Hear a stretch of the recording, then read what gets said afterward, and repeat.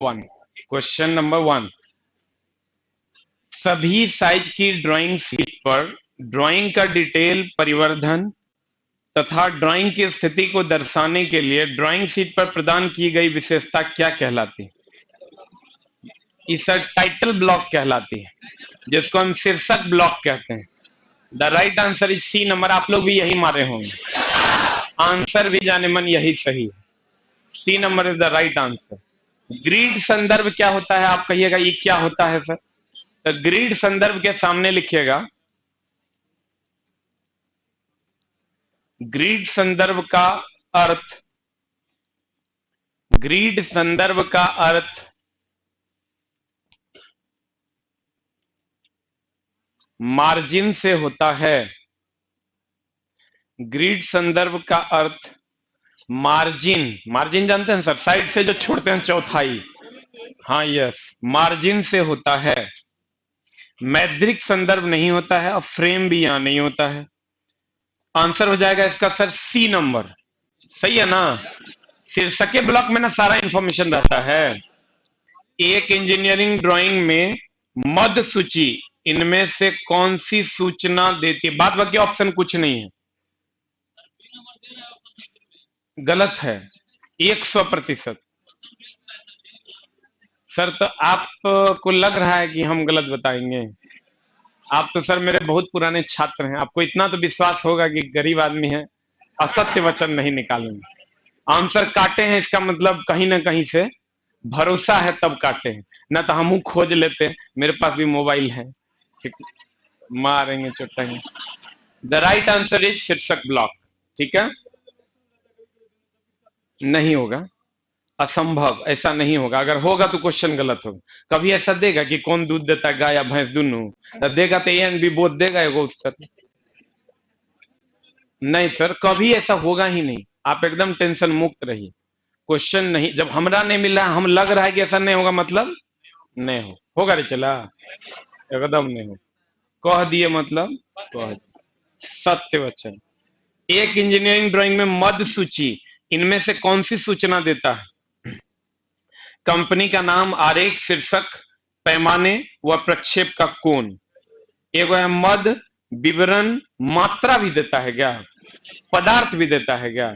गलत हो जाएगा उसी से। विशिष्ट संकेत, लघु रूप एवं बीमा। विशिष्ट संकेत भी नहीं होता है। संकेत एक होता है किस एंगल का है प्रोजेक्शन, फर्स्ट एंगल या थर्ड एंगल। उपरोक्त सभी होगा नहीं। कंपनी का नाम रहता है, या अगर कॉलेज में है तो कॉलेज का नाम होगा। आरेखन का शीर्षक होगा, टाइटल में वो ड्राइंग का जो टाइटल होगा वो होगा। पैमाना होगा, कौन सा स्केल यूज किए हैं। अब प्रेक्षण का कोण होगा। तो ये सारी जानकारी आपको इसमें, ये जो टाइटल ब्लॉक होता है, इस टाइटल ब्लॉक में आपको, यहाँ पर आप अगर कॉलेज में है तो आपको पूछेगा कॉलेज के ही बारे में, तो आप सारी जानकारी इसमें होती है। क्या क्या नहीं होता हम वो बता देते हैं, बाद बाकी सारी होती है। ठीक है, तब अगर होती क्या क्या उसको भी अगर जानना है तो ड्राइंग का नंबर, अगर नेम, साइज नहीं होता है, ड्राइंग सीट का साइज नहीं होता है। ये भी क्वेश्चन पूछता है, सीट का नंबर, ड्राइंग नंबर मतलब सीट नंबर, ड्राइंग नंबर मतलब नेम, टाइटल, स्केल, उसके बाद आप आ जाइए angle of projection, angle of projection, dated date, ये सारी चीजें इसमें होती है। ड्राइंग का नंबर, नेम, टाइटल, स्केल, कौन सा स्केल में बनाया गया है, एंगल ऑफ प्रोजेक्शन, किस एंगल ऑफ प्रोजेक्शन में, फर्स्ट एंगल है, थर्ड एंगल है, फोर्थ एंगल प्रोजेक्शन है, उसके बाद डेट आपको मिलेगा इसमें। शीर्षक हो ही गया, कंपनी का नाम हो गया नेम में, पैमाना हो गया, प्रेक्षण एंगल ऑफ प्रोजेक्शन हो गया, डेट हो गया।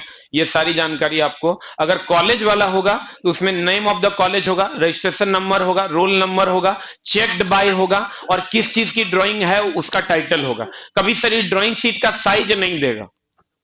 कौन सा पदार्थ यूज कर रहे हैं वो नहीं देता, पदार्थ की जानकारी उस पर नहीं होती है। जब भी होगा सर, अब किसकी जानकारी नहीं होगा, ऑप्शन में जो तुमको मिलेगा वो भी हम लिखा देते हैं, लिखिएगा। टाइटल ब्लॉक में, टाइटल ब्लॉक में ड्राइंग शीट का नंबर, ड्राइंग शीट का साइज, ड्राइंग शीट का साइज, ड्राइंग शीट का साइज, पदार्थ की मात्रा, पदार्थ की मात्रा, पदार्थ की प्रकृति, पदार्थ की प्रकृति, पदार्थ की प्रकृति नहीं दर्शाई जाती है।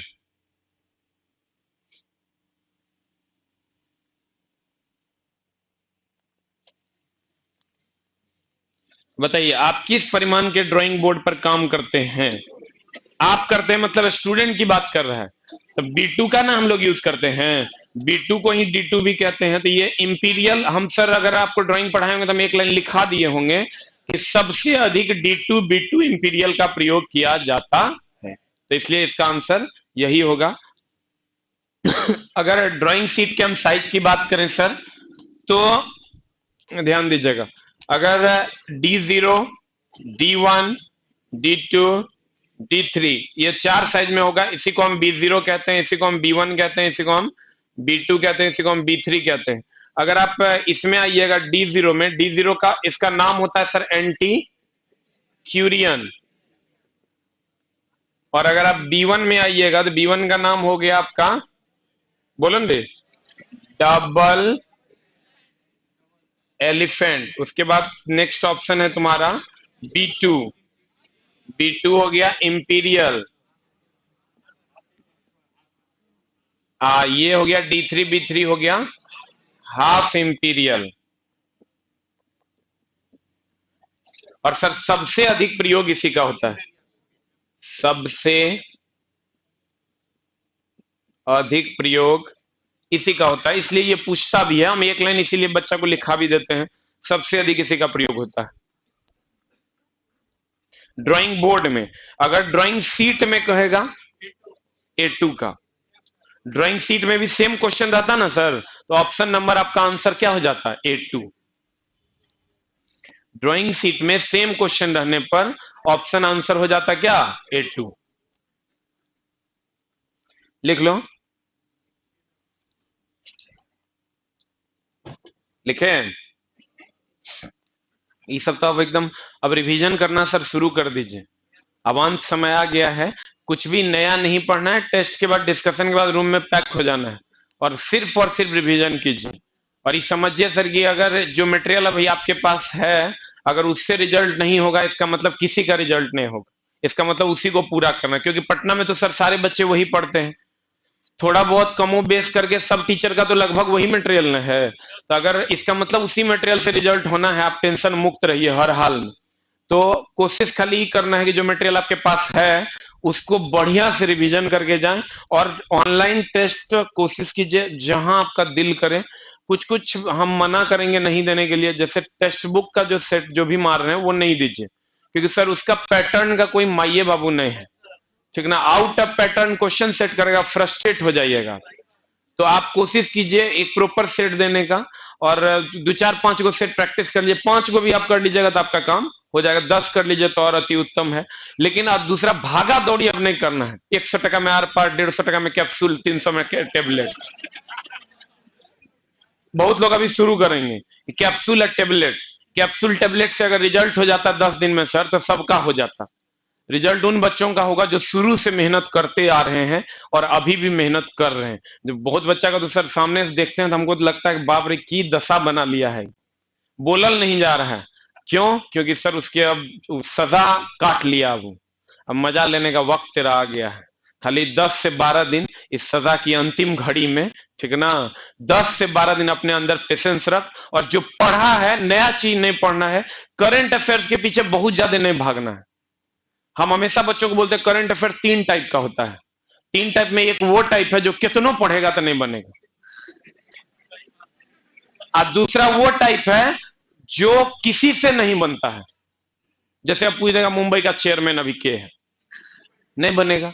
तो जे कितनों पढ़ेगा नहीं बनेगा, जे किसी से नहीं बनेगा, ये दूगों को छोड़ दो, और जो नॉर्मल सबसे बन जाएगा उन पढ़ लो। और ये दोनों का जो टाइम तुम अभी बेकार में मुफ्त में दे रहे हो, उसको मैथ रीजनिंग और साइंस में लगा दो, तुम्हारा रिजल्ट ऐसे इंप्रूव कर जाए। कुछ ना करना, हमको करंट अफेयर 4 गो नहीं बनाना है, 5 गो नहीं बनाएंगे, 6 गो नहीं बनाएंगे, 4 गो बनेगा ना, ओकरे बना के निकल जाएंगे। और वो जो 6 गो पे तुम मुफ्त का टाइम देगा, तो हम बोले तो 2 टाइप तो कितनों पढ़ेगा तो नहीं बनेगा, तो 3 गो तो ऐसे गया। आ एगो जो सर केकरो से नहीं बनेगा, 3 गो ऐसे गया, तो कितनों दिमाग लगा तो बनबे नहीं करेगा, तो की करेंगे, ओकरा छोड़ देंगे। वही टाइम मैथ रीजनिंग पे दे दो रिवीजन के लिए, वो ज्यादा बेहतर है। ऐसा नहीं कि साफे करंट अफेयर छोड़िए देना, नॉर्मली भी पढ़ के जाना, ताकि 4 क्वेश्चन कम से कम तुम्हारा बने। हाँ जनाब, एकदम ही फिक्स है। अभी जो न्यूज वायरल हो रहा है वो कंप्लीट गलत है, उसका हम कड़े शब्दों में निंदा करते हैं और उसको हम खारिज करते हैं। ठीक है, कहता है नेक्स्ट, एबोनी क्या होता है सर? यही ना सर एबोनी है, ये जो यहाँ लगल रहता है यही ना एबोनी है। ये लेकिन यहाँ 4 से 5 mm का प्लेट आपको मिल जाएगा, अबनूस की लकड़ी का होता है, यही आपका सर क्या है? एबोनी। एबोनी सर अबनूस की लकड़ी का होता है और 4 से 5 mm मोटा होता है। आप सर देखिए ड्राइंग बोर्ड पर किधर होता है, बाएं में कि दाएं में? बाएं में ना। लगा होता है, ब्रैकेट में लिख लो 4 से 5 mm मोटा, आबनूस की लकड़ी, आबनूस बोर्ड पर लिखा हुआ है, आबनूस की लकड़ी 4 से 5 mm मोटा होता है।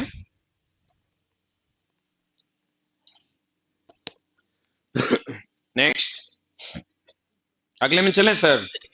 एक ड्राइंग इंस्ट्रूमेंट बॉक्स निम्न में से कौन सा यंत्र नहीं होता है? ड्राइंग इंस्ट्रूमेंट बॉक्स की अगर आप बात करोगे तो मेरे पास था, कहां चला गया, लेके कौन चल जाएगा, अभी होगा इधर कोपचा में चल गया। ड्राइंग इंस्ट्रूमेंट बॉक्स की अगर आप सर बात करोगे, आई हैव दैट वन, ये ड्राइंग इंस्ट्रूमेंट बॉक्स है। देखिए सर लिखा हुआ भी है ड्राइंग इंस्ट्रूमेंट, कार्ड नहीं दिया, मैं पढ़ाते पढ़ाते इस पर एक्स लिखे हैं, ड्राइंग इंस्ट्रूमेंट लिखल है न भावना, हम देख रहे हैं मतलब तू देख रहा है। अब देखो ये कुछ हरा गया है इसमें लगता है, नहीं सब है, ये एक आध दो होने होने गया होगा। देखो ये ड्राइंग इंस्ट्रूमेंट बॉक्स है, देखना नहीं है, चला सिर्फ भावनाओं में समझने की चेष्टा करनी है। ये लगता है हम प्रोडक्ट बेच रहे हैं, कार्य इन्हें होने कर रहे हैं। ये ड्राइंग इंस्ट्रूमेंट बॉक्स है, कहीं पर इसमें स्केल है क्या? है क्या? आप कहेगा तो और सब चीज दिखा देते तब ना बुझते, हम तेरा नस नस से तो हम वाकिफ है। ये है बो कंपास, दूसरा की है डिवाइडर, तो समझ ही रहा होगा, थोड़ा तत्कालिक रूप से इससे बाहर है वो, ठीक है ना, इसी में रहता था, लेकिन बेचारा आज कहीं चला गया, भावनाओं को समझो वो बोला। हाँ। एगो है docking pen, docking pen sir यहाँ है, इसी को डॉकिंग पेन कहते हैं, तो इसी को बहुत लोग मार दिया होगा। वेरी गुड, चूंकि अब लेकिन अब देख लिया है, अब स्केल तो कम से कम नहीं मारेगा। स्केल है क्या ग्राम में? चंदा है क्या? स्केल नहीं है, चंदा नहीं है, टी, यही 3-4 को ऑप्शन में रहेगा, स्केल रहेगा ना, चंदा रहेगा ना, टी स्क्वायर रहेगा, सेट स्क्वायर रहेगा। हाँ रबर के नहीं है क्या? नहीं चला, रबर ऑप्शन ही में नहीं रहेगा, तू टेंशन नहीं ले, तेरा ऑप्शन में रहेगा बड़का बड़का, यही रहेगा, ई रहेगा, अब तू अंदाज से अब मार देगा की रहेगा, तू क्वेश्चन देखेगा ना, ये सब रहता है क्या, घुसेगा वो छेद के हिसाब से ना सर घुसेगा ना, तो मामला कर, अब मामला ओकरा में कैसे उटेगा। अब क्वेश्चन पढ़ो तो देखो बनता है कि नहीं, क्वेश्चन पढ़ो न रे। एक ड्राइंग इंस्ट्रूमेंट बॉक्स में निम्न में से कौन सा यंत्र नहीं होता है? स्केल होता है क्या? होता है। व्हाट इज द उत्तर चला? आप बोल्ट जान ही रहा होगा, बोल्ट जानती है कि नहीं? एक रे कहती है बोल्ट। देखो, मेरे से अच्छा ट्रेड और ड्राइंग टेक्निकल साइंस कोई नहीं पढ़ा सकता, ये तुम मानता है कि नहीं? वो अलग बात है कि तुम दो चार को सर हम नहीं समझा पाएंगे, वो गालियों देगा तो हम की करेंगे। पैसा तो सर लेते हैं, अब पैसा लेकिन लेते हैं तो बच्चा के साथ बेईमानी नहीं करते हैं। थोड़ा सा जितना जस्टिस जितने टाइम में होना चाहिए उतना करने की कोशिश करते हैं। इसलिए ऐसा नहीं कि परीक्षा के बाद हमारी बेरोजगारी आ जाए, तो आप भी आए और अपने यार दोस्तों को भी लाएं। क्या अगर हम थोड़ा सेटिस्फाई कर पाए तो आने तक अगर का दिक्कत, तो हर साथ अगर हम जस्टिस करते हैं तो हमारा हक बनता है कि तुम हमारे लिए कुछ बोलो, और नहीं तो उल्टा बोलो। सिंपल सा फंडा है। देखो गुरुदेव एक बार में समझा देंगे, पढ़ो क्वेश्चन, 6 नंबर भी बता देंगे। साधारण कार्यों के लिए प्रयुक्त रिबेट क्या होगा? रिबेट जब भी होगा मुलायम वर्कपीस के लिए। रिबेट की होता है, कोई अगर नहीं जानते, रिपीट जानता है? रिपीट जानता है? रिपीट ही रिबेट है। रिपीट ही क्या है? रिबेट है। मामला ये है कि 2-3 वो क्वेश्चन जबरदस्ती फिटर का आ जाता है, जो कि तुम्हारा क्वेश्चन नहीं है, जिससे इलेक्ट्रिशियन वालों से नहीं बने कोई बात नहीं, लेकिन आप जान लीजिए ना, हम बताते हैं। रिबेट जो रिपीट मारते हैं उसी को रिबेट कहते हैं। मुलायम होता है कि हार्ड होता है? कैसा होता है? तो मुलायम देखो तो सब एको हार्ड है, एकरा में तांबा भी है, पीतल भी है, इसी में दे देता शीशा नहीं होता, ढलवा लोहा मारोगे खट से फूट जाएगा, तो कर रिबेट नहीं हो। आंसर क्या हो जाएगा?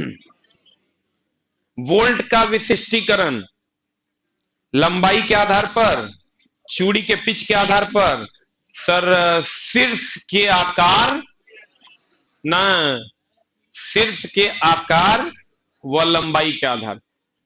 देखो कहता क्या है, हम बताते हैं, एक एक करके बताएंगे। पहला ऑप्शन तुम्हारा लंबाई, खाली लंबाई से सर बोल्ट का विशिष्टीकरण मतलब बोल्ट को कैसे जानते हैं।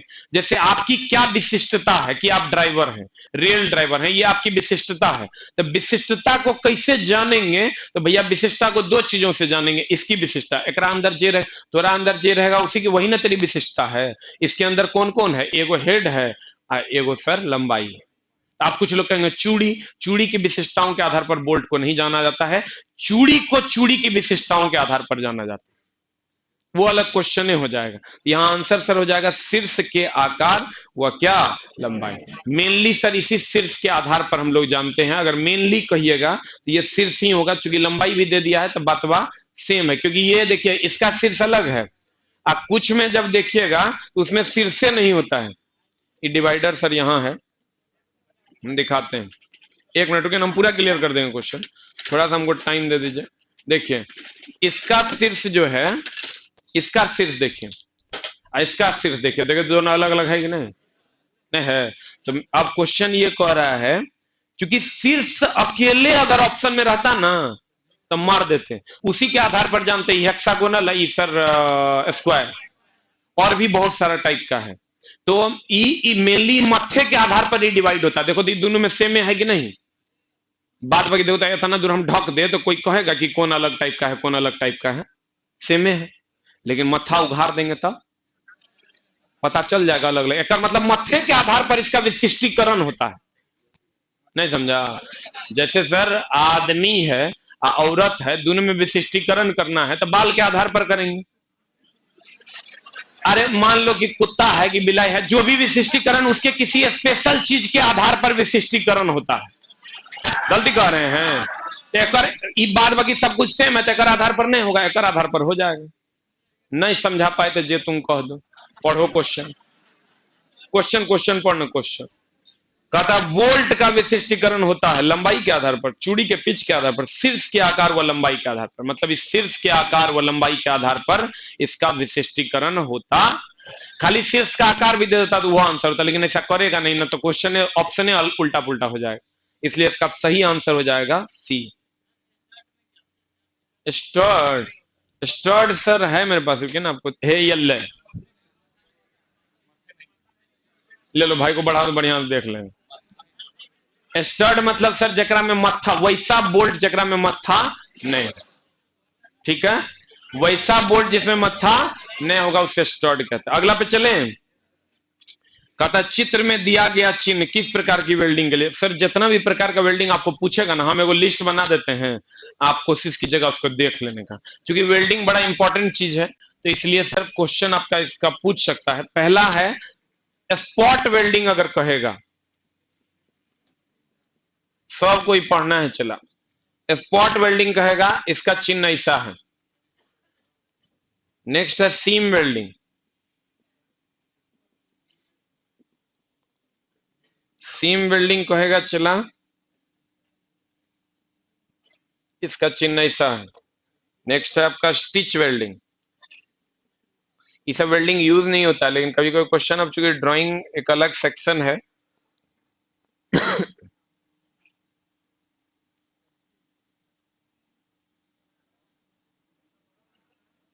छोटा, तोरा नहीं दिख रहा है का रे?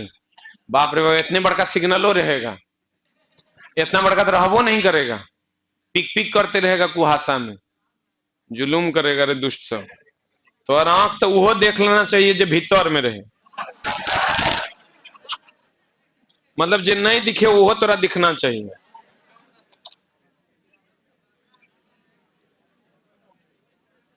प्रोजेक्शन वेल्डिंग,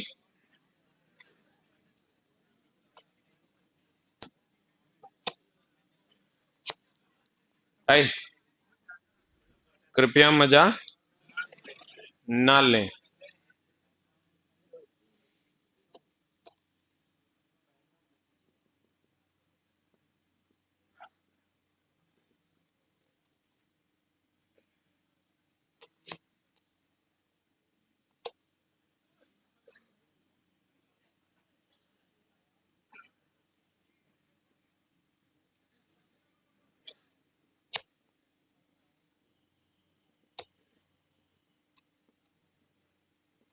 अब देखिए आपका क्वेश्चन भी कवरेज क्षेत्र में आ जाएगा। रेजिस्टेंस बट, पहला है स्पॉट वेल्डिंग, दूसरा है seam welding, stitch welding, projection welding, flash welding, resistance welding, ये सब रेजिस्टेंस वेल्डिंग का प्रकार है सर।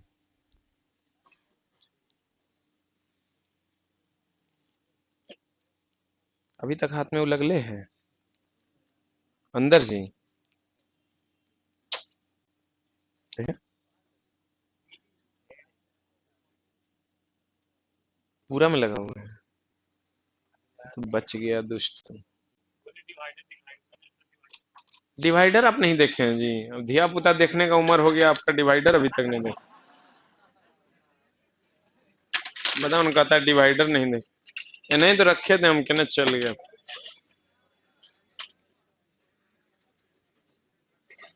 अरे वो ऐसे ऐसे, अरे था यार कहीं लग गया। अच्छा हम जाने टाइम में आप रुकिएगा, दिखा देंगे। अगला अगला अगला में आओ, अगला क्वेश्चन में आओ, अगला में आए, आंसर बता की होगा। प्लग वेल्डिंग नहीं होता है, प्लग वेल्डिंग नहीं होता। सीम हम लिखा दिए, प्रक्षेपित प्रोजेक्शन लिखा दिए, स्ट्रिप लिखा दिए, प्लग होता नहीं है। आंसर हो जाएगा डी नंबर। इलेक्ट्रिकल और इलेक्ट्रॉनिक सर्किट में हेडफोन, सही है, बी नंबर ना। और सी नंबर है लाउड स्पीकर, ए और डी की कुछ नहीं है, काट दो। सी नंबर है लाउड स्पीकर, सी नंबर में लिखिए लाउड स्पीकर, लिखे। कहता नीचे दिए दर्शाए गए ए और डी कुछ नहीं है, नीचे दर्शाए गए प्रतीक का नाम बताइए। ये सर क्या है? देखिए आपको जो ए नंबर ऑप्शन है, ए नंबर है ना जी, ए नंबर हम सारा कैपेसिटर लिख देते हैं ताकि आपको तकलीफ ना हो। एगो पहला है वेरिएबल कैपेसिटर, तो वेरिएबल कैपेसिटर ऐसे लिखते हैं, वेरिएबल कैपेसिटर, इसका सिंबल दो गो है, एगो तो आप ऐसे लिख दीजिए, और एगो आप सर ऐसे लिख दीजिए। अब उसके बाद नॉन पोलराइज्ड, अध्रुवित, नॉन पोलराइज्ड कैपेसिटर, अध्रुवित संधारित्र,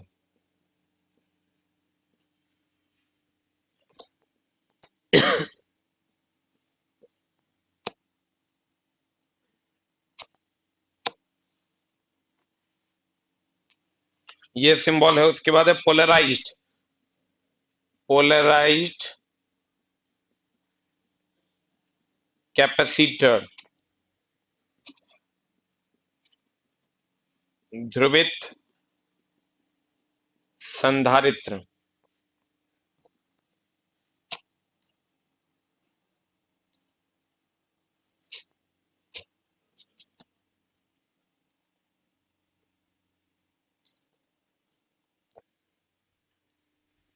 हम अभी सर वो सारा चीज आपको कोशिश कर रहे हैं देने का कि इतना कम टाइम में आप अगर 40 क्वेश्चन के लिए बैठते हैं तो कुछ ज्यादा मिल पाए, लेकिन बकवासगिरी नहीं मिले। ऐसा नहीं कि वो ऑप्शन बकवास है फिर भी कुछ ना कुछ लिखाए जा रहे हैं, भर ले जा रहे हैं। तो हम सर आपको वही कैलकुलेट करके लिखा रहे हैं ताकि आपका काम अधिक से अधिक हो सके।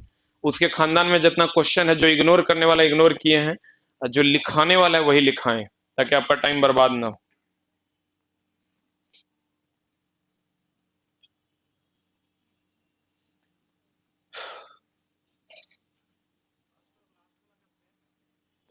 जी जनाब, थोड़ा सा एरो का डिफरेंस है, बढ़िया से देखिए।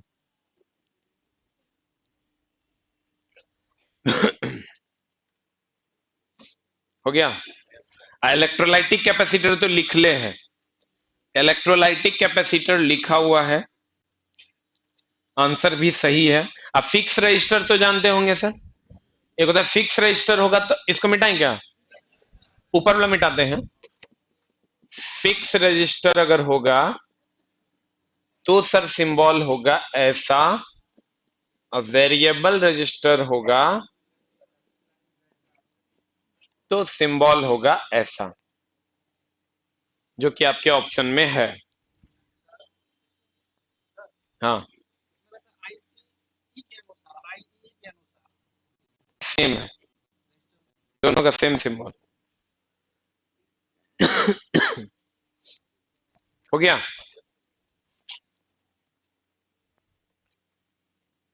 आगे बढ़े सर।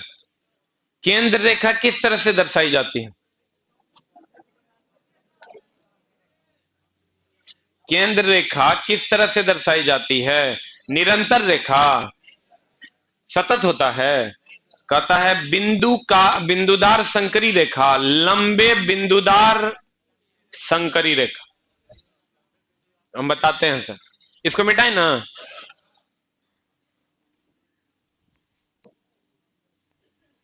देखिए सर, अगर सतत कहेगा तो मतलब ऐसा हो गया। उसके बाद किधर गया, कितना नंबर क्वेश्चन है वो? बिंदुदार संकरी रेखा कहेगा तो बिंदुदार संकरी रेखा ऐसा हो गया। रुक जा, हमको क्लियर कर लेने दे, हम पूरा क्लियर करते। बिंदुदार संकरी रेखा, संकरी रेखा का वहां लिख दिया है मोटी रेखा, बट मोटी नहीं होगा, संकरा मतलब होता है पतला। किधर गया नेक्स्ट? लंबे बिंदुदार संकरी रेखा, लंबे बिंदुदार,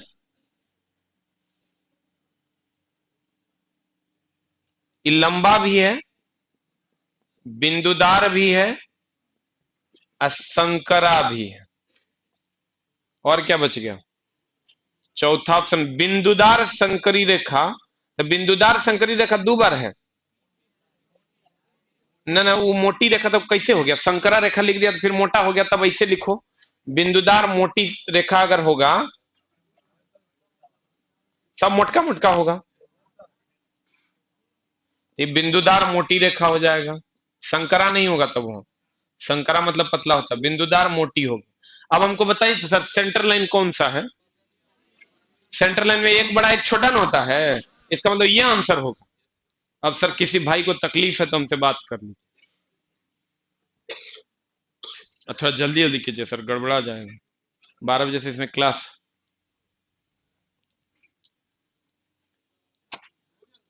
हो गया। आगे बढ़े सर। संकरा मतलब सर पतला, छोटा। ऐसे नहीं कहते संकरी गलियां, तंग गलियां, मतलब जहां कम जगह हो, जहां पतलापन हो। मिटाएं इसको। आंसर सर क्या मिल गया आपको? सी। एक इंजीनियरिंग आलेखन में इतना इतना है, अनुपात निकालना होगा तो सेम यूनिट में ले जाना होगा। तो सेम यूनिट में लेके चले जाइए। 1 सेंटीमीटर बराबर 50 मीटर है, तो बताइए क्या हो जाएगा। 1 सेंटीमीटर अनुपात में निकालना है तो 1:50 को गुना कर दो 100 से, 5000 हो जाएगा। आंसर बताइए क्या हो जाएगा। सेम यूनिट में ले जाना होगा तभी आप अनुपात निकाल सकते हैं। यदि कोई रेखा एचपी के समानांतर और वीपी से झुका हुआ हो तो उसका कौन सा दृश्य एक्स वाई के समानांतर होगा। कह रहा है क्वेश्चन आपका, रेखा एचपी से, गौर फरमाइएगा, क्वेश्चन आपका कह रहा है कि ये अगर ये क्वाड्रेंट है आपका, let us see the quadrant. एकदम सिंपल सा क्वेश्चन है, अगर आप पढ़े होंगे हमसे भी तो हम भी आपको बताए होंगे। लीजिए सर, ये डिवाइडर है सर,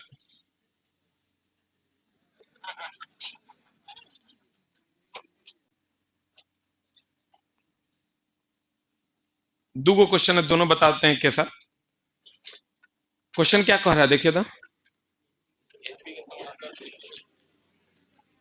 एचपी के समानांतर आप वीपी से झुका हुआ, तो कह रहा है तो कौन सा दृश्य एक्स वाई के समानांतर होगा। देखो एचपी के समानांतर, लो कर दिया एचपी के समानांतर है। अब हमको वीपी से झुकाना है, कैसे करोगे। ऐसे ऐसे ऐसे ना ना, ऐसे ना, अभी भी एचपी के समानांतर है, नहीं है रे। आप वीपी से झुक गया, आप कहोगे नहीं झुका, नहीं झुका तो दोनों का कहां आगे बढ़ाओ, दोनों आपस में मिल जाएगा। नहीं बुझा होगा। हे रे भाई, ये नहीं हो तो है ना। हम रुक रुक रुक, दो क्वेश्चन दोनों देखो ना क्लियर करते हैं। आवा न हो राजा, कहे शर्मा रहे। देखना ये अगर अभी ये एचपी के समानांतर है, देखो अभी कितनों कोनो पोजीशन में ले जाएंगे एचपी के समानांतर। हमको अभी ये एचपी के समानांतर है, हमको वीपी से झुकाना है। तब वीपी से झुकाना है तो ऐसे कर देंगे तो वीपी से झुक गया, नहीं झुका, नहीं झुका। देखो ना, आप कहिएगा नहीं झुका, तो नहीं झुका तो इसको बढ़ाओ अपने सीध में, ऐसे इसको बढ़ाओ, इससे कट जाए, कटा, झुक गया तब तो कटा। इसको बढ़ाओ इधर, इसको बढ़ाओ इधर, कहीं मिलेगा क्या। इसका मतलब ये दोनों समानांतर है। तो अगर आप ऐसे देखते हैं सर, तो ऐसे देखिएगा तो कह रहा है किसमें एक्स वाई के समानांतर लाइन बनेगा। ऐसे देखिएगा सर, तो ऐसे देखिएगा तो ऐसे देख रहे हैं हम, तो ऐसा लाइन बनेगा। टेढ़ा है इसका मतलब छोटा ना बनेगा, कैसनो लो ना, इसने लो ना, ऐसा लाइन बनेगा उस पर। सर अगर आप पढ़े होंगे तो मास्टर साहब आपको बताए होंगे, प्रोजेक्शन इसका जब फ्रंट से लेंगे तो ऐसा लाइन बनेगा, ऐसा लाइन बनेगा। तो देखो, तो फ्रंट व्यू से एक्स वाई के समानांतर लाइन बना। और जब टॉप व्यू लीजिएगा सर, तो टॉप व्यू तो ऐसे टेढ़ा दिखाई देगा।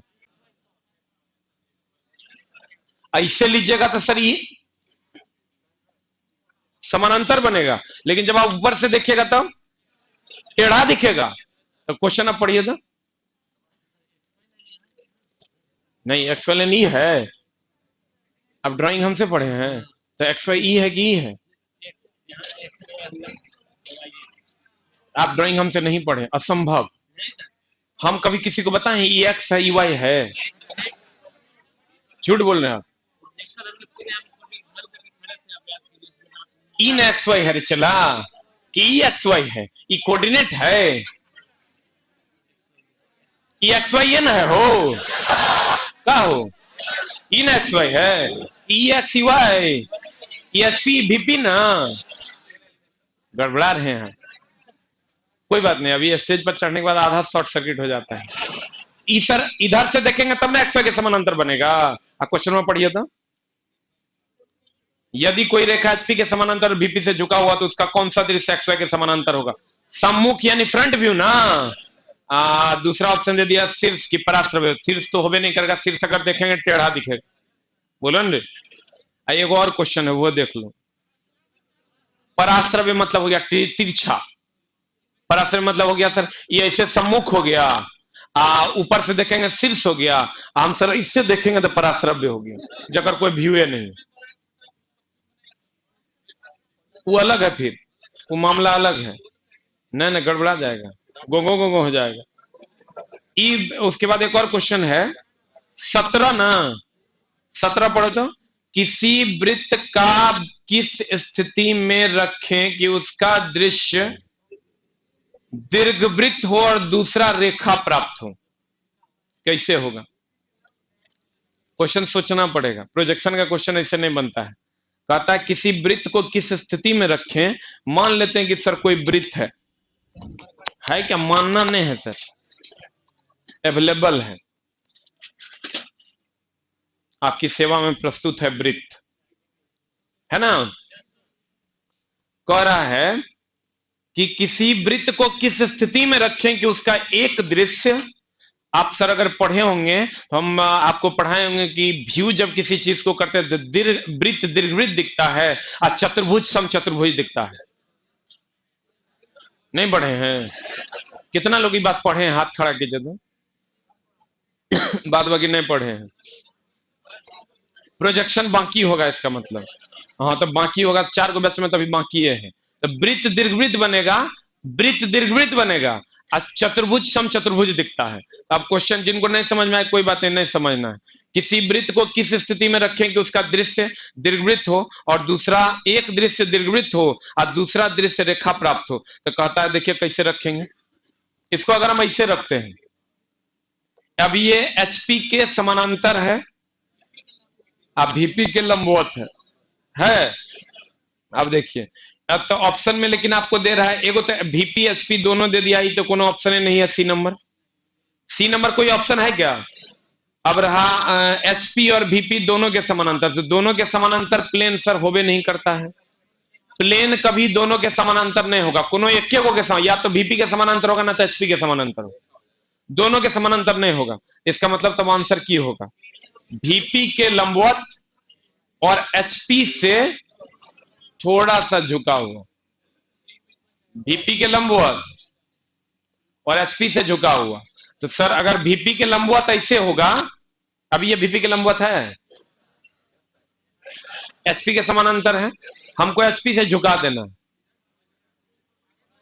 किधर झुकाएं? ऐसे झुकाएं क्या? ऐसे? हाँ ऐसे। किससे झुकाई? को किससे रहा है? एचपी से झुका हुआ। अभी एचपी से झुका हुआ है नहीं है।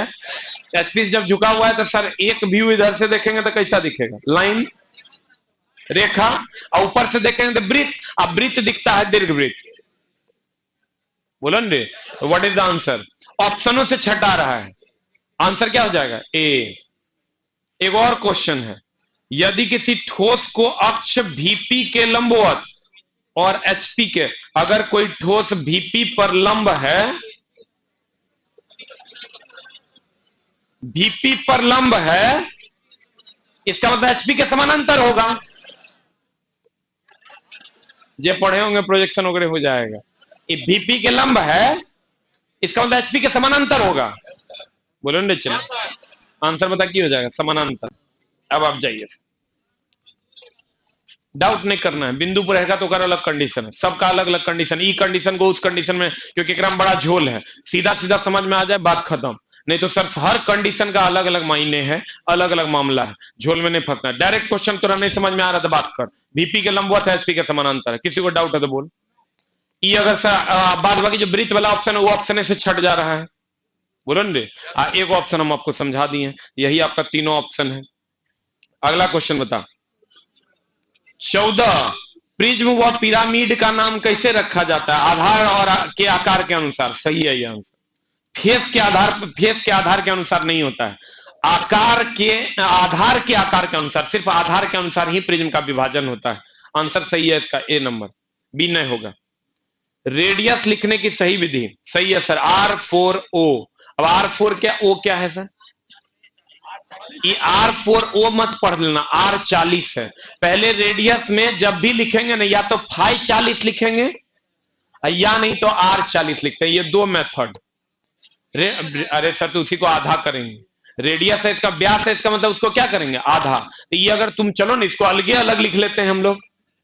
R40 है इसका मतलब ये वृत्त हो गया कि त्रिज्या, वृत्त की क्या हो गया त्रिज्या।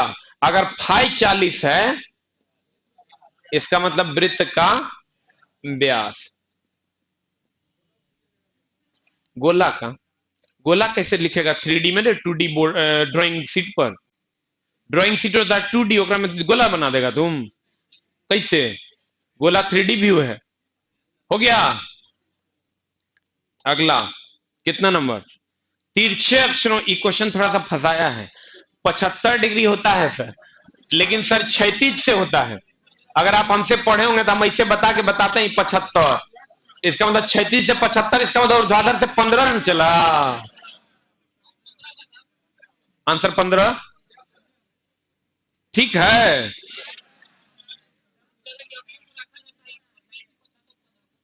क्या क्या क्या नहीं रहेगा, जुलूम हो जाए। अक्षर को रखा जाता है 90, 75, 15, ये तीनों ऑप्शन कैसे दे देगा। क्वेश्चन क्लियर करेगा ना, इंक्लाइंड है कि वर्टिकल है।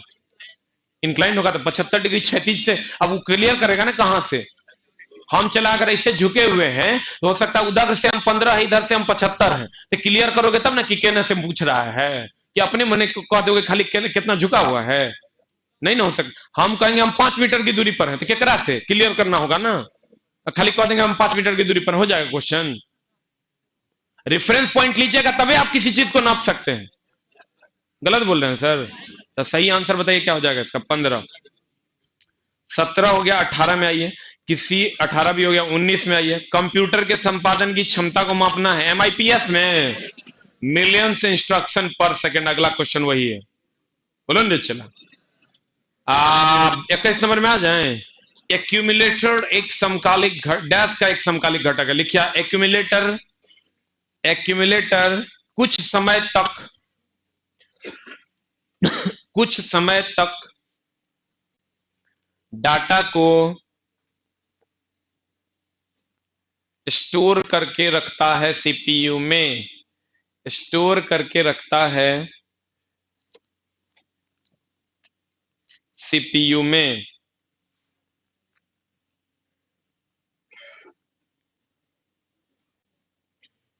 अब आंसर बताइए सर क्या हो जाएगा। CPU। एक्सपेंशन कार्ड, कार्ड जानते हैं सर, कार्ड रीडर जो होता है, कार्ड रीडर में कभी मेमोरी लगा के घुसेड़े हैं, तो ओकरे में एक्सपैंड करना मतलब होता है बढ़ाना। वह कार्ड जो मेमोरी को बढ़ा दे, किसी चीज को बढ़ा दे, उसे हम एक्सपेंशन कार्ड कहते हैं। उसको हम क्या करते हैं सर, कार्ड होल्डर में ना स्लॉटे में लगा के घुसाते हैं। की होगा बताइए। कार्ड होल्डर का स्लॉट हो जाएगा। CPU होगा क्या, कार्ड को CPU में घुसाएंगे। पैग्स कुछ होता नहीं है, पेरिफेरल डिवाइस भी कुछ खास नहीं है।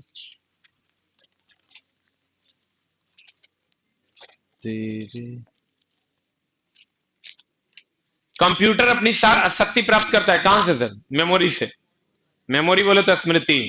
सर हम लोग कभी कभी कहते हैं अरे बाप रे मेरा जो लैपटॉप हुआ है हैंग करता है, हमारा रैम बड़ी कम है।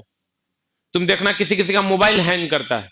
अब मेमोरी में तो सर इतना ज्यादा का डिफरेंस है कि तुम सोचो मेमोरी कितना महंगा होता है कि 56 GB, तुम लोग 68 GB लोगे तो, और 256 GB लोगे तो, या 512 लोगे तो, दोनों 68 और 512 GB में डिफरेंस आ जाएगा कम से कम 30 से 35 हजार। उतना का डिफरेंस रहता है मेमोरी में। अब वैसे तो सर 50 टका में मिलता है 32 GB। 2-3 दिन घुसाओगे उसके बाद ना घुसने के लायक रहेगा ना निकलने के लायक रहेगा। कहता है स्मृति पर। हम लोग कहते हैं सर कंप्यूटर, अरे मेरा लैपटॉप मोबाइल जो हैंग कर रहा है, अरे रैम मेरा 1 GB है। रैम जितना ज्यादा लोगे कंप्यूटर की शक्ति उतनी ज्यादा होगी और हैंग वो उतना कम करेगा। स्मृति मतलब होता है मेमोरी। क्या होगा आंसर बता। कुछ लोग अपनी गति से मार दिए होंगे। दिया हुआ चिन्ह डैश चेतावनी को दर्शाता है। लेजर, आयनीकृत रेडिएशन के लिए भी ऐसा चिन्ह होता है जनाब।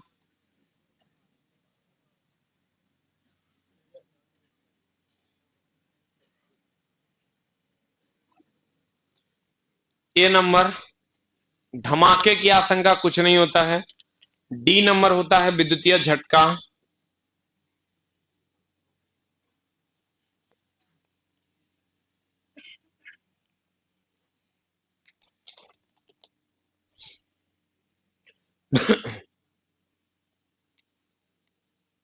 हो गया। 25 और 29 एक साथ बता देंगे सर, बता ही देते हैं। मिटाएं इसको,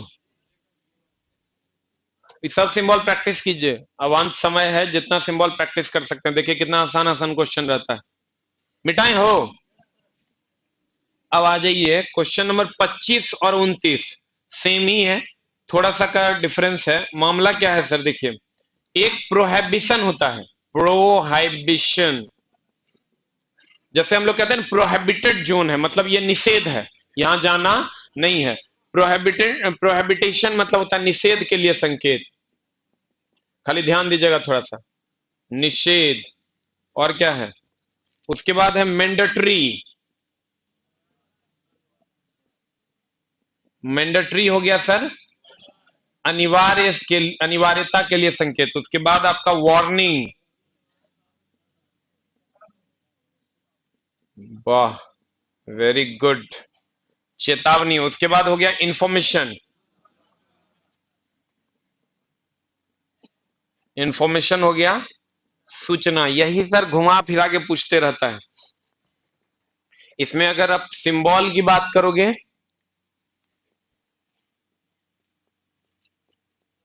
सिंबल, प्रोहिबिशन का सिंबल ऐसा होता है, उसके बाद है आपका कौन, मैंडेटरी, मैंडेटरी का सिंबल ऐसा होता है, फिर है आपका वार्निंग, वार्निंग का सिंबल ऐसा होता है, और फिर है आपका इंफॉर्मेशन, इंफॉर्मेशन का सिंबल वर्गाकार होता है। उसके बाद फिर आप आइएगा इसमें, तो ये लाल बॉर्डर, लाल बॉर्डर क्रॉस बार काला,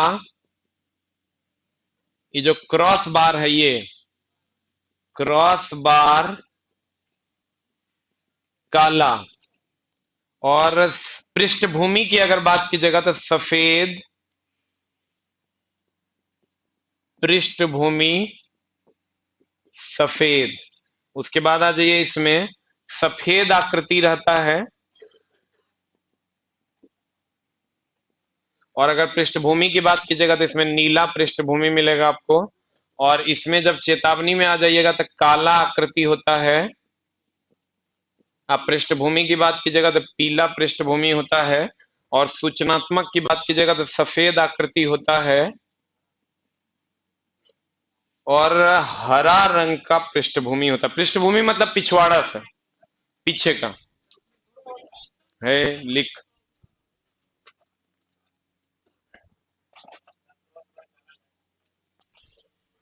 क्रॉस बार मतलब ये, बताते हैं भाई, रुक जाना, काहे हड़बड़ा रही है।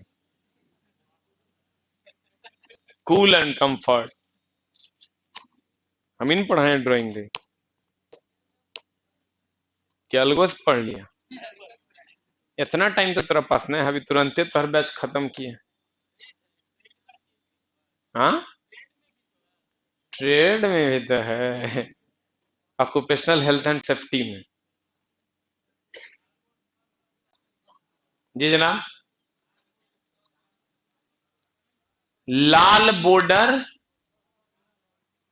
ये जो बार है ना, ये सही डाउट है इनका, क्रॉस बार काला भी होता है और लाल भी होता है, ठीक ना, दोनों यूज करते हैं।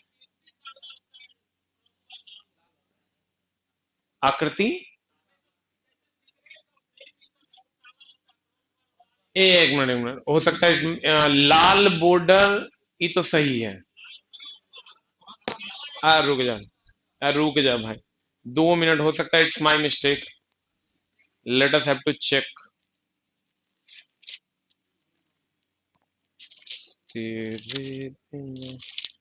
लाल हरा हो कैसे जाएगा, प्रोहिबिशन में है ना, निषेध, वृत्त के आकार, लाल रंग के बॉर्डर तथा क्रॉस बार, लाल रंग का बॉर्डर भी हो जाएगा, क्रॉस बार, और सफेद बैकग्राउंड, पृष्ठभूमि सफेद और आकृति काली। आकृति काली। अब मिला लो, अब बोले चला। हाँ, अब ठीक है। It's my mistake. Cross bar, Lal border, cross bar, आकृति काली और पृष्ठभूमि कैसा, सफेद। ई सर आपका अब एक जगह है, इसको कोशिश कीजिए बार बार देखने का। खूब पिछलो टेस्ट में 2 क्वेश्चन था, यो टेस्ट में 2 क्वेश्चन है, और हो सकता है कि आपको एग्जाम हॉल में भी मिले। अगला भी देखो, तुमको 25 भी बन जाएगा इससे और 29 भी बन जाएगा। शायद किसी का आंसर गलत है क्या? क्या कहा भाई? 26 तो ठीक है। ये 25 में और 29 में देखो तो कौन गलत है? 25 सूचनात्मक चिन्ह की पृष्ठभूमि रंग का आकार होता है। सूचनात्मक है, सूचनात्मक मतलब ये है, तो हरा पृष्ठभूमि सही है, हरा और वर्गाकार होता है, ये सही है। 29 देखो तो निम्न है, ठीक है। निम्न चित्र को किस वर्ग में रखते हैं? निम्न चित्र को ई है, तो प्रोहिबिशन है क्या? निषेध, सही है, सही है। देखिए सी नंबर है क्या आंसर? आगे बढ़े। हाँ, कलर किया हुआ नहीं रहेगा, वो कलर रहेगा कि नहीं रहेगा? अब डबल कलर में होगा क्वेश्चन तब तो। क्या सर? डबल भी होता है, डबल भी होता है, सिंगल भी होता है। हाँ, हरा रहेगा तो उजला से बनाए। हाँ जनाब। अगला कहता है सोडा एसिड एक्सटिंग्विशर का प्रयोग कहां करते हैं? Sir soda acid fire extinguisher का क्लास ए भी सही आंसर है। और डी नंबर के सामने लिखो CO2, CO2 शुष्क चूर्ण। 26 में हम CO2 शुष्क चूर्ण, CTC, CTC जान रहा है ना, कार्बन टेट्राक्लोराइड। क्लास सी में लिखो CO2 और हेलोन, CO2 और हेलोन मतलब हेलोजन युक्त। क्लास बी में लिखो झाग, CO2, झाग, CO2। क्लास ए में जल, सोडा एसिड, जल, सोडा एसिड। 27 नंबर, निम्न में से कौन सा कारण दुर्घटना का कारण नहीं है? खतरे की असावधानी, लापरवाही, उपकरण का गलत प्रयोग, क्या हो जाएगा? सुरक्षा का आदर। सुरक्षा का आदर दुर्घटना का कारण है? कहता फॉर्म टाइप अग्निशामक में कौन सा रसायन प्रयोग किया जाता है? सर आंसर इसका हो जाएगा ए की B. The right answer is Na2CO3 into AlSO4। ई नहीं रहता तब दूसरा उत्तर बी हो जाता। सेकंड आंसर इसका बी होगा। 26 सही है, बगल प्लस लिखो। अगर बी नंबर इसका दूसरा उत्तर होगा, वहां लिख लो सेकंड आंसर होगा। 28 का सेकंड आंसर हो जाएगा बी नंबर। अगर ये कभी कभी नहीं रहता है, अक्सर तरह बी ए मिलेगा उत्तर में, इसलिए सेकंड आंसर बी नंबर होगा। सतही ओजोन किससे उत्पन्न होता है? सतही ओजोन उत्पन्न होता है सर परिवहन क्षेत्र से, सही है। सीमेंट संयंत्र में कौन सी गैस निकलती है? भाई लिखो, सीमेंट संयंत्र के सामने कार्बन डाइऑक्साइड और शुष्क चूर्ण। सीमेंट उद्योग कार्बन डाइऑक्साइड और शुष्क चूर्ण। वस्त्र उद्योग और रासायनिक उद्योग में SO2। वस्त्र उद्योग, रासायनिक उद्योग, SO2। सर परिवहन क्षेत्र में वैसे डायरेक्ट ओजोन नहीं निकलता है, लेकिन सर कार्बन डाइऑक्साइड जो निकलता है, कार्बन डाइऑक्साइड जो है बाद में O3 में परिवर्तित हो जाता है, और इसीलिए इसका सही आंसर परिवहन क्षेत्र है। नया टाइप का क्वेश्चन है और आपको याद रखना चाहिए। अब आते हैं सर न्यूमेरिकल पे। 31 नंबर न्यूमेरिकल कितना आदमी बनाया है? कुछ आदमी बनाया है सर। 31 नंबर न्यूमेरिकल जो है 31 में क्या करना है आपको? क्वेश्चन क्या कह रहा है आप गौर फरमाइएगा। कहता है एक फेज 220 वोल्ट 100 वाट प्रतिरोध का विद्युत हीटर है। ई विद्युत हीटर है। ये सिंगल फेज है, 220 वोल्ट है, 1000 वाट है। प्रतिरोध प्रतिरोधी विद्युत हीटर को 110 वोल्ट के डीसी स्रोत से जोड़ा था। ये क्वेश्चन इस टाइप का खूब आता है सर, क्यों, जिससे कि लड़का इसमें आधा करके मार दे, इसीलिए क्वेश्चन में पूछता है। इसको कहता है जब 110 वोल्ट के स्रोत से जोड़ेंगे तो शक्ति क्या होगी। पहले तुम यहां से रेजिस्टेंस निकाल लो, ऐसा क्वेश्चन में जो पहला इंफॉर्मेशन हो वहां से रेजिस्टेंस निकाल लो। आर बराबर क्या होता है, वी स्क्वायर बटा पी। अरे पी बराबर वी स्क्वायर बटा आर, तो आर बराबर वी स्क्वायर बटा पी। लिख दीजिए सर, वी स्क्वायर कितना, 220 गुना 220 अब बटा पी, यानी पावर, पावर हो गया 1000। लिख दिए। जब आप इसको सॉल्व कीजिए तो कितना आता है, कितना आया है, 48.4 ओम। अब ये रेजिस्टेंस को जब ये कह रहा है कनेक्ट करने के लिए,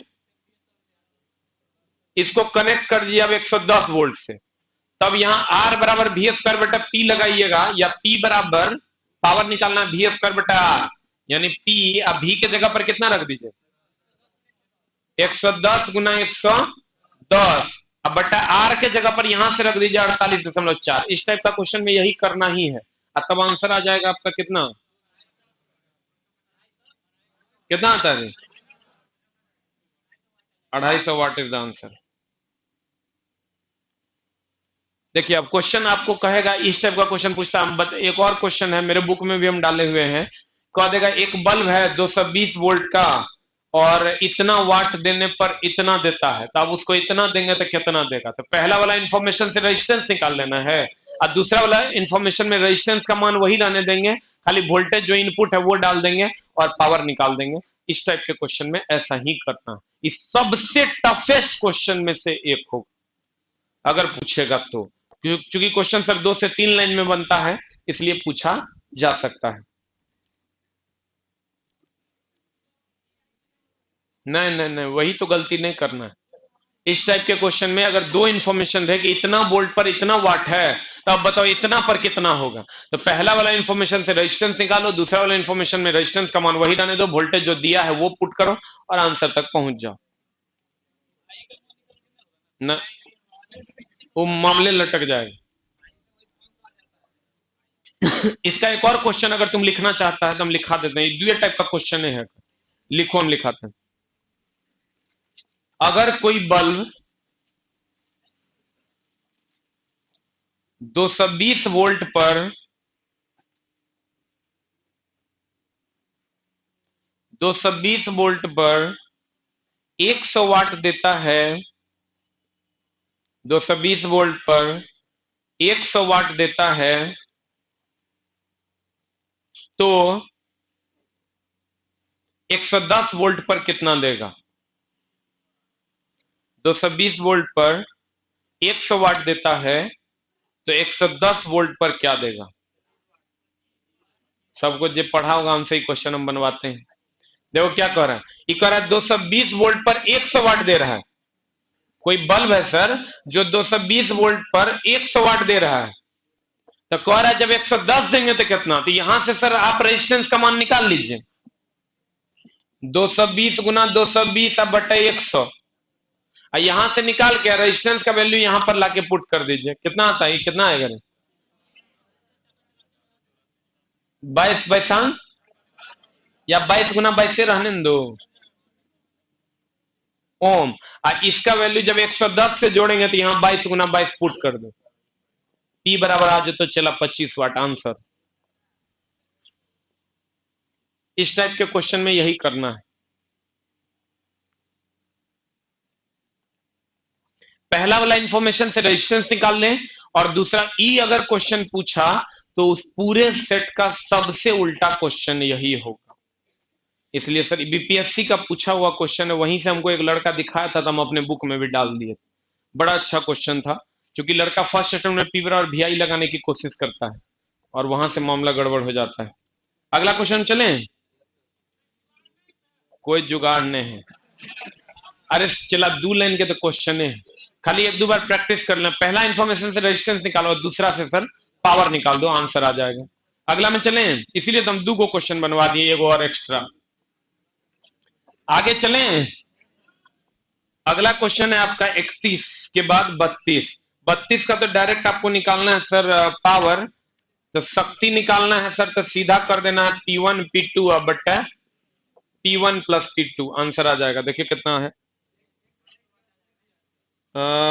1000, कहता है 1 220 वोल्ट, कितना नहीं, जब दो हीटर जिनमें प्रत्येक की रेटिंग 1000 वाट और 250 वोल्ट है तथा 250 वोल्ट 50 हर्ट्ज की सप्लाई से श्रेणी में संयोजित है, इनके द्वारा सप्लाई की गई कुल शक्ति कितनी होगी? तो सर आप कर दो, श्रेणी में अगर है तो P1 P2 कितना, 1000, दो गुना है 1000 का, 1000 बटा 1000 प्लस 1000, कितना हो जाएगा बताइए?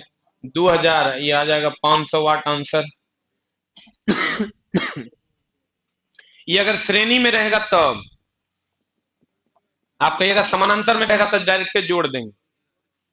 समानांतर में अगर रहे, समानांतर में शक्ति बराबर हो जाएगा P1 प्लस P2।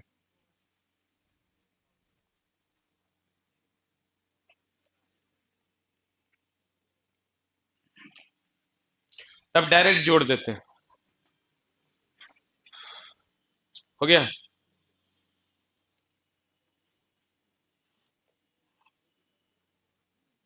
आगे बढ़े,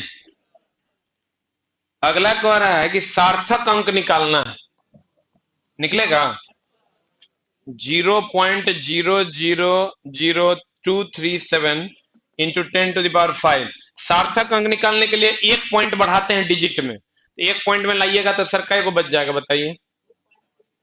2 गो जीरो है कि 3 गो है? 3 गो है, तो बताओ कितना हो जाएगा? 2.37 गुना 10 पर पावर कितना, 1 2 2 है ना। अब बताओ क्वेश्चन की मांग रहा है सार्थक अंक, सार्थक अंक कै को होगा? 3 गो हो जाएगा। और क्या मांग रहा है? अगर कोटिमान मांगता तब कितना हो जाता? कोटिमान हो जाता 2, यहां से ये कोटिमान होता है और ये हो जाता है आपका सार्थक अंक। कै गो है सार्थक अंक जनाब? 3 गो। खाली एक पॉइंट लेके चल जाना है डिजिट में। हाँ जनाब, पांच, कहाँ रे? एक मिनट, एक मिनट, एक मिनट। क्वेश्चन कह रहा है सार्थक कै गो डिजिट घुसकाए हैं? 1 2 3 4 ना। जाए को डिजिट खिसकाना पड़े ना, ताकि को सुनना गायब कर दो। अब बता आंसर की होगा? सार्थक अंक को हो गया 3, बाद बाकी सब निरर्थक था। ठोस धातुओं को गर्म कीजिएगा, बताइए क्या होगा घनत्व? गर्म करना और काटना दोनों अलग अलग बातें हैं। इसका दुए को क्वेश्चन आएगा, चूंकि हीट का क्वेश्चन है, मिटाएं इसको।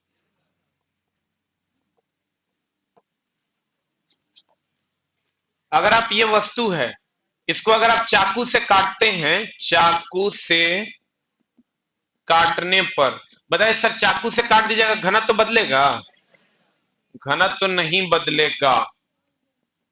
और एक कंडीशन देगा कि आप इसको गर्म कर दीजिए,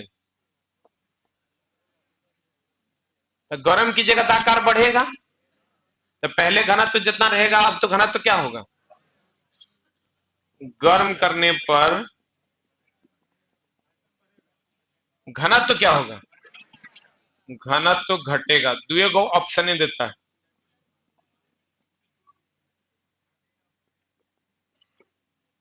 गर्म करने पर, और ये चाकू से काटेंगे तो घनत्व तो नहीं बदलेगा, जैसा रहेगा वैसे रहेगा। गर्म करेंगे तो घनत्व तो घट जाएगा। अब क्वेश्चन देखिए क्या कर रहा है, दुए को कंडीशन है, ठोस धातुओं को गर्म करने पर उसका घनत्व तो क्या होता है? घटता है। सही है। बर्फ को, बर्फ तो उल्टा, इसके अलावे उल्टा है, जल का असामान्य होता है। एकरा में बढ़ेगा तो एकरा में घटेगा, एकरा में घटेगा तो एकरा में बढ़े। आप पढ़ते हैं सर, एक हेडिंग पढ़ते होंगे, जल का असामान्य प्रसार, मतलब वो सामान्य नहीं होता। शक्ति का असह मात्रक तो निकाल लीजिएगा सर, कि निकाल दे? गलती आंसर है। शक्ति बराबर होता है, चला कार्य बटा समय, कार्य बटा समय। कार्य हो गया कितना? केजी मीटर स्क्वायर पर सेकंड स्क्वायर, अब बटा second, KG meter square second power -3। क्या है आंसर? गलती है क्या? देख लो, ये आंसर होगा, इनमें से कोई नहीं हो जाएगा। सही है। नेक्स्ट, इसको मिटाएं, मिटाएं हो। यांत्रिक लाभ, सर यांत्रिक लाभ कितना होता है? भार बटा आयास, या आयास भुजा बटा भार भुजा। अब हमको बता दीजिए सर आंसर की होगा। इसको मैकेनिकल एफिशिएंसी को एमए से डिनोट किया है। किससे किया है? MA, mechanical advantage. भार को किससे किया है? एल से। और बल को किससे? आयास या बल को ई से। बराबर हो जाएगा आयास भुजा, इसको कंसीडर ही नहीं करना है, इतने से काम हो जाएगा। एल बराबर हो जाएगा M A into E is the answer. उत्तोलक पढ़े होंगे सर, यांत्रिक लाभ आप पढ़े होंगे।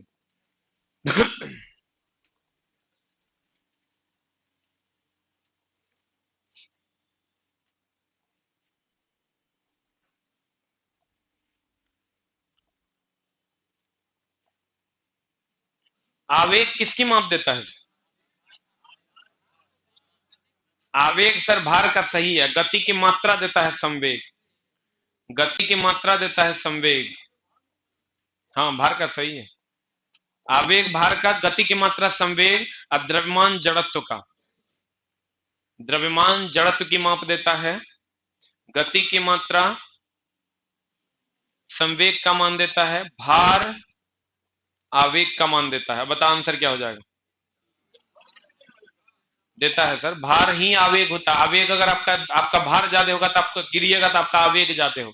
आवेग क्या होता है? आवेग है इंटेंसिटी, किसी वस्तु की कितनी इंटेंसिटी है वही आवेग। कभी सुने हैं कि अरे आवेग आ गया? आवेग आ गया मतलब तीव्रता आ गई। तीव्रता जब भार ज्यादा होगा, जितना जिसका भार जितना ज्यादा होगा उसकी तीव्रता उतनी ज्यादा होगी। इसलिए आवेग भार का मान देता है और संवेग गति की मात्रा देता है। और जड़त्व आघूर्ण बराबर द्रव्यमान गुना त्रिज्या होता है, इसलिए वो द्रव्यमान का मान देता है, माप देता है। आई बराबर क्या होता है? एमआर स्क्वायर ना। जड़त्व आघूर्ण बराबर, जड़त्व आघूर्ण बराबर होता है द्रव्यमान गुना त्रिज्या का होल स्क्वायर। अगला क्वेश्चन देखिए तो की कह रहा है, एक वस्तु के जड़त्व का प्रत्यक्ष निर्भरता किस पर होता है? या तो द्रव्यमान पर ना त्रिज्या पर। ऑप्शन में त्रिज्या है क्या? आंसर क्या हो जाएगा? द्रव्यमान। ए बराबर भी माइनस यू बटा टी होगा सर, इसमें कोई डाउट ना है। संवेग में परिवर्तन की दर को त्वरण कहते हैं। बोलन दे, अब बॉयल का नियम सही है। हाँ भी क्या कहेगा? अच्छा 39 में नहीं है, अच्छा नहीं है तब तो मामला गड़बड़ है, तब सी हो जाएगा आंसर। ए नंबर सही है। त्वरण ज्ञात करने के लिए निम्न में से किसका प्रयोग नहीं करते हैं? तो सर देखिए तो सेम सेम है। अच्छा डी तो और उल्टा कर दिया है, हम चेक कर देते हैं। ए बराबर भी माइनस यू बटा टी सही है। इसी को हम सर ऐसे लिख सकते हैं, इसी को हम अगर गुना करेंगे तो बी नंबर आ जाएगा। ए टी बराबर भी माइनस यू, बोलिए ना हो। ए टी बराबर भी प्लस यू कभी होगा? टी बराबर भी माइनस यू बटा टी, वो गलत है, तो उसको काट के सर कर दीजिए नॉन ऑफ दीज, तब आंसर सी कीजिए। है वो सब काम नहीं करो, डी नंबर का नॉन ऑफ दीज कर दो, आंसर सी सही है। हो गया। कोई एगो बिगाड़ोगे ना, कोई एगो जो तरह लगता है बिगड़ना, क्योंकि सर डी नंबर तो गलत है। ऐसे भी डी टी स्क्वायर हो जाएगा तो ऐसे भी गलत है। अगर टी जो डी नंबर आपका कह रहा है सर टी बराबर भी माइनस यू बटा टी, तो टी स्क्वायर बराबर भी माइनस यू थोड़े होता है। टी बराबर होता है भी, ए टी बराबर होता है भी माइनस यू। अगला बॉयल्स का नियम सही है, बोलो ना। P is inversely proportional to V. Thank you very much.